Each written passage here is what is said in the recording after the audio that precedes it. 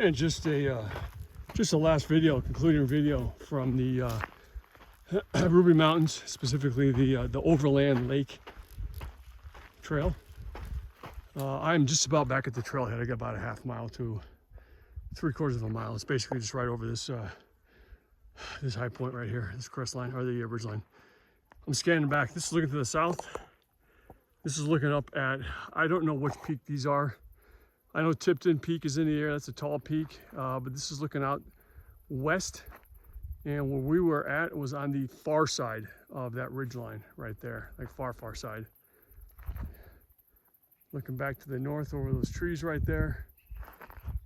Some kind of neat rocks, rock formations, and of course east as we come up over this ridge and look down into the Ruby Valley. What are my thoughts on this trail? Loved it. It is a fantastic, for me anyway, it was a fantastic introductory trail and exposure to the Ruby Mountains. I hadn't even heard of these mountains up until just a couple of years ago. Again, just scanning around, taking a look at some of the scenery around here. Ruby Mountains is actually kind of a fascinating mountain chain. So it's not real long from north to south, nor is it real wide from east to west. But there's kind of a lot packed into the space that it takes up. So like I said before in a previous video, Ruby Mountains is that's divided in two by the Harrison Pass. I think it's Harrison? Yeah, it's Harrison or Harbison. I think it's Harrison. My bad, so I'll figure it out. There's a pass that goes from the west side to the east side. The high point of that pass, like I said before, is 7,500 feet. And so if you're going from west to east, that pass will put you back down onto Ruby Valley Drive, Scenic Drive. And from there, you can just kind of head north. So anyway, the importance of that pass, other than what I stated earlier, there's a cool mine, the Star Mine in Ghost Town, are there. There's a couple of trailheads along that pass, but also it kind of divides this mountain range into two: the southern part and the northern part. Southern part, like I stated before, is a lot of open meadows, prairies, some great hiking. The tall peak over there is Pearl Peak. That'll put you right around 10,500. You can see the trail in front of us that basically just empties us right down into, follow that, and it takes it right into the trailhead. And then this is looking around towards the north. You see some of the, I'll just call them sawtooths because that's kind of what they look like to me. And I don't know what that tall peak is right there. I don't know what that is. I gotta do homework on that and find out. We were not there. But that would have been to the north of where we were at. Not by far, but it was. So anyway, for that pass, it's to the south of there is the South Rubies. To the north is the North Rubies. All the information I got was, yeah, south is cool. There's some cool things to do there. Some cool trails to hike. But if you want the really cool stuff that represents the Ruby Mountains well, stick to the north. And so that's what I did. That's where this trail is at. The Overland Lake Trail is on the northern part of the Ruby Mountains, and it gives you everything that you need as far as exposure to mountain hiking. I mean, it's got various types of surfaces that you're hiking on. Right now, I'm on a sandy or kind of a sandy surface, dirt surface mixed in with some gravel. In other cases, it becomes more gravelly and less sand. And then in other cases, there's rocks like this that you're walking on. There's a little bit of scree, a little bit of loose rock towards the top that you kind of have to pay attention to. But it's a great hike. The trail is well defined.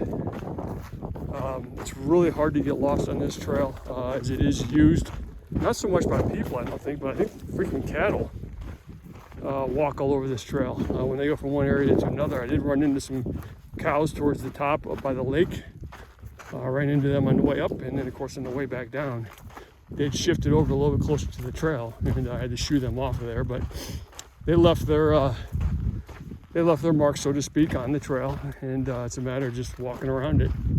So there is a lot of horse manure, cow manure on this trail, as both types of animals use this. Like I said, horses are permitted. Not so much wild horses, but equestrian riders, or whatever they call horse riders. I ran into 3 yesterday that were out here riding horses out here. Probably a good time, I don't know. But as far as the area, like I said, the trail conditions, mostly kind of this loose gravel, sand, dirt stuff. I did not encounter any water crossings. However, I did encounter some dry stream beds that may or may not have water in them certain times of the year. Trails like this one here and the Rubies are shut down during certain times of the year due to weather and conditions. So I don't know when they reopened this one here.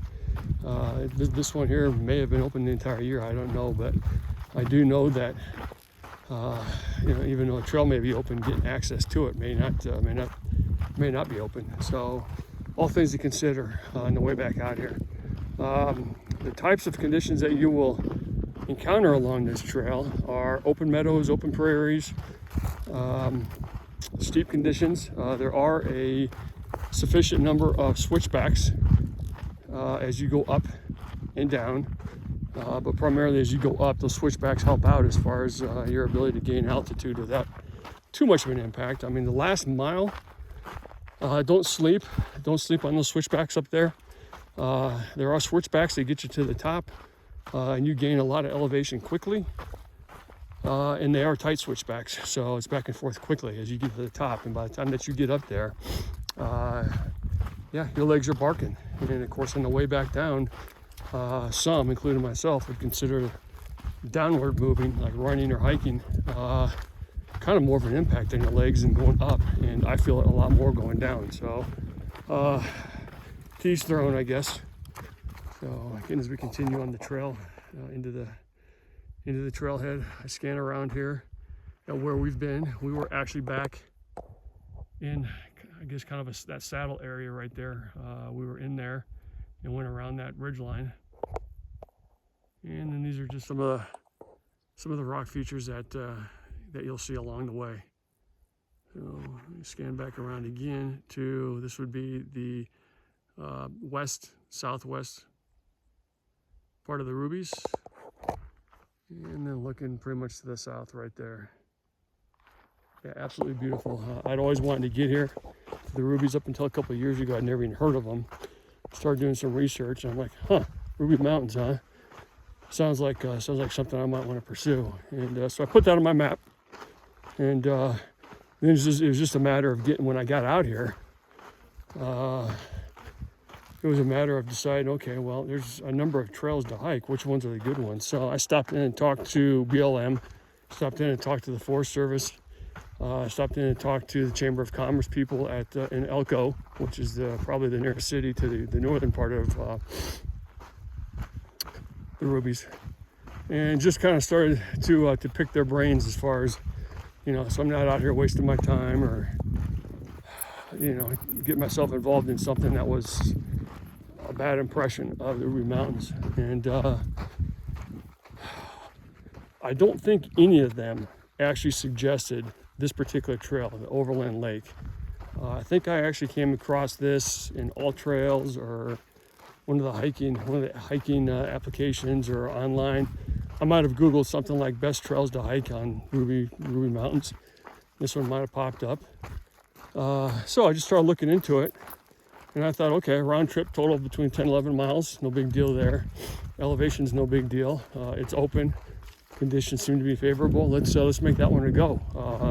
It'll give me some good exposure to the northern part of the Ruby Mountains, and specifically the way the trails kind of run is, for lack of a better description, you have the northern Ruby Mountains, which is what we're on right now, and then you've got trails that have trailheads that start on the eastern side of the Ruby Mountains and the western side. This is the only trail right now that I have slotted to do that starts on the eastern slope of the Ruby Mountains. The other 3 trails right now that I'm thinking about doing, the entrance is up and around the northern part of, man, this is pretty out here. Again, this is looking, we were over on the other side of that ridge right there is where the lake was at. So this is looking west. And this would be looking northwest. Okay, let me spin back around. The other 3 trails I plan on doing the early part of next week, I'm entering through Lamoille. It's like Lamoille, Lamoille Canyon. And that in and of itself is supposed to be a fantastic drive, fantastic scenery. But anyway, there's a series of trailheads inside that canyon that take you up the western slope of the Ruby Mountains. And that's what I'll be doing next week. So I'll have one that starts off on the eastern slope. That's this one right here. And then I'll have 3 that start off on the western slope, which will be coming next week if I decide to do all 3 of those. Those 3 are not, I don't think, I mean, they're not as long as this one was, but the cool thing is I can piece anything together and make them either just do the actual trail, or there's several junctions to where you can piece trail A to trail B and make for a nice loop. And so, final thoughts on this: would I do this again? Yeah, I would absolutely do this trail again the exact same way that I did it today, as an out and back. I would also probably do a preferred way of doing it is the next time I do it would probably be to take this trail and combine it with 1 or 2 other trails and do a big loop to where you're hiking in, you're bedding down for the night somewhere on the trail, like that cabin up there at Overland Lake or one of the other cabins in the area. And there's several other lakes. There's tons of other lakes in the Rubies. It depends on what trail you take. It depends on what lake you encounter. And we'll encounter a couple more lakes as we next week when we come in from Lamoille Canyon. That's the way I would do this next time, I think, is hike in, camp on the trail for a night, wake up and carry on the next day. And I would love to do the Ruby Crest Trail, which is kind of the granddaddy of them all. Man, there's some big ass bugs on this trail all of a sudden. And so I've got that, I'll make note of that on my future itineraries and my map, that yes, this is a fantastic trail. I would suggest anybody who's able to do this, the Overland Lake Trail, definitely put that on your list of things to do. Is a great exposure to the Ruby Mountains, because you see everything as far as surface types go. I didn't see any snow. I don't know if there's any snow left at the higher peaks or not. So I see some stuff way up there, but I'm not good enough to be able to decipher whether or not that's snow or whether it's just a bunch of rocks like this that look like snow. So, but anyway, I didn't encounter any snow on this, and I was at 9,500 feet. Okay, I'm wearing shorts. Might be a good idea to wear pants. I think I've said that before in a previous video about the trail that I've done. I love getting the power of the sun. So I got my shirt off now, my shorts hiked up, and not a lot of thorns in this trail, but there is a lot of, there's poison ivy I've had to push out of the way. There's sticks and branches that will poke you as you go through some of these thicker areas. What else? There's no rock cairns. You don't need them on this trail. I think I've already described one particular area, about the only area where there's a decision that needs to be made as far as which direction to go, because the sign isn't real clear. And that's the intersection of the Overland Lake Trail and the Ruby Crest Trail. Go left. Go left. If you go right, you will end up missing the lake, and you'll be putting in a lot of extra miles until you finally figure out that you're going the wrong direction. All right, cool. Other than that, that's it. So I am off to explore Ghost Town, north of Interstate 80, for the next day or two if it works out. And then on the way back south towards Elko, I'm going to stop in and do the western side of the Rubies as I come into Lamoille Canyon and knock out some of those trails up there. And we'll approach the Ruby Crest from the western ledge, whereas today we approach the crest lines. And I don't know what mountain this is right here, what peak that is. Like I said, I know Tipton Peak, which is one of the taller peaks in the area. It's around here. I don't know. I don't know enough about this area to know if that's it or not. But anyway, that's a hell of a peak right there. What was I saying?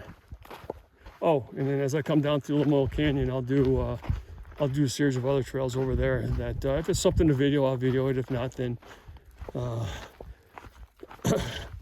I won't hold you hostage to a boring video in that case. So, but this ghost town that I do plan on heading to now after I get back to the Jeep and recover, I hope that works out because that could be really cool. If so, I'll stay there tonight, possibly tomorrow night. And if not, then we'll be heading back towards Elko, which is my kind of my base of operations. Because it's about the only place, western Utah, eastern Nevada, where it's somewhat civilized, where they actually have a Walmart, a Dollar Tree. It's a long ways to go until you find another one, so I'm going to stick around here for a little while and knock out some things around here, resupply before I leave here, and then head west towards Reno in about 2 weeks. All right, that's it from, as the wind picks up, that is it from the Ruby Mountains. Absolutely fantastic out here, absolutely fantastic. 2 thumbs up. It's definitely going on my map as a keeper. This trail specifically is going there as a keeper.